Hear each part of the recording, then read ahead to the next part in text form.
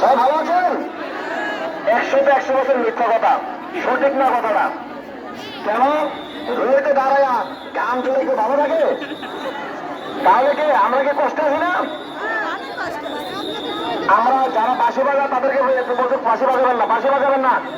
আমি 5 মিনিট কথা বলবো, 5 মিনিট। বাঁশি বাজাবেন না, বাঁশি বাজাবেন না, বাঁশি একটু একটু নিরবতা, একটু নিরবতা। কেউ কার মতো কথা বলে না। আমি ফায়ার ব্রিগেড থেকে আসছি, আপনাদের 5 মিনিট কষ্ট দিব না। বাঁশি বাজাবেন না, বাঁশি বাজাবেন না। আচ্ছা, আমি যে কথা বলতেছিলাম, আমরা এখানে কষ্টে আছি, ঠিক? অবশ্যই কষ্ট আছি। তবে এই কষ্টটা আমরা আপনাদেরকে দেওয়ার উদ্দেশ্য হল যে যদি কখনো বিপদগ্রস্ত হয়, যখন কোনো ভবন ভেঙে যায়, ভূমিকম্পে আগুন লেগে যায়, তার থেকে আমরা আরো 10 গুণ কষ্ট থাকবো। তাই কাজে এই কষ্টটা আমাদের মেনে নিতে হবে। তা আমি দুটা কথা বলবো এখানে।